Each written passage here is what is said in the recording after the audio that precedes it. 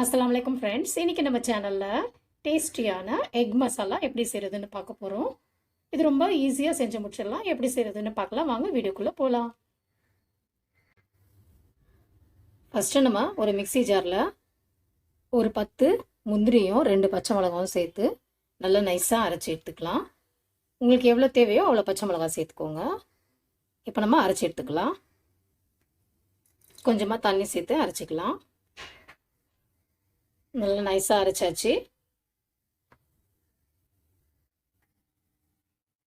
First நம்ம ஒரு பேனில் முட்டை நல்லா ஃப்ரை பண்ணி எடுத்துக்கலாம். இப்போ இந்த முட்டை நல்லா ஃப்ரை ஆயிடுச்சு. இப்போ நம்ம இது ஒரு பிளேட்டில் மாற்றிக்கலாம்.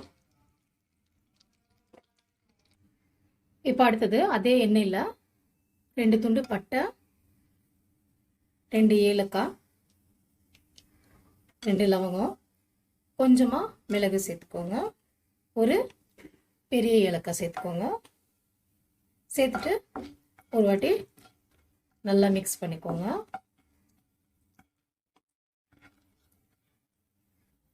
இப்போ நம்ம இதில் சின்ன சின்னதாக நறுக்குன வெங்காயம் சேர்த்துக்கலாம்.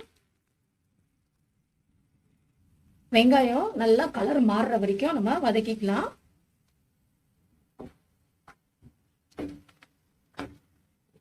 இப்போ நம்ம வெங்காயம் நல்லா வதங்கிடுச்சு.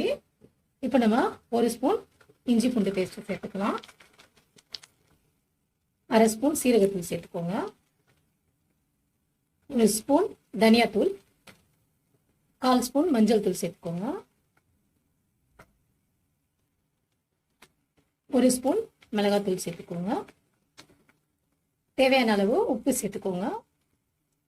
சேர்த்துட்டு இப்போ இதை நம்ம நல்லா கொஞ்ச நேரம் ஒரு 2 நிமிஷம் நம்ம வதக்கிக்கலாம்.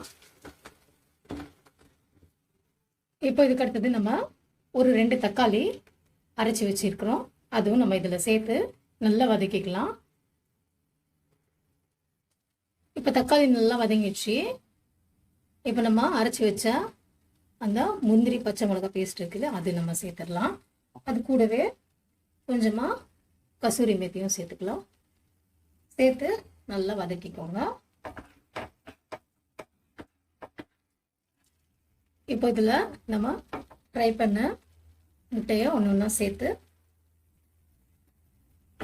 கொஞ்சமாக தண்ணி சேர்த்து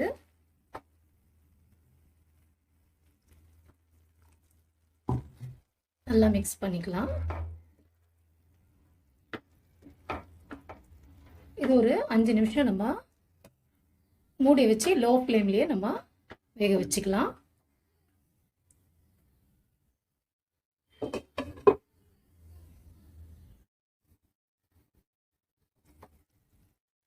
இப்போ நம்ம எக் மசாலா ரெடி ஆயிடுச்சு. கிரேவியும் நல்லா திக்காயிடுச்சு பாருங்க. இது நம்ம ரொட்டி சப்பாத்தி கூட சர்வ் பண்ணோம்னா நல்லாயிருக்கும் டேஸ்டியாக. இப்போ கடைசியாக கொஞ்சமாக மல்லி இலை தூவி ஸ்டவ் ஆஃப் பண்ணிக்கலாம். நம்ம எக் மசாலா, டேஸ்டியான எக் மசாலா ரெடி ஆயிடுச்சு.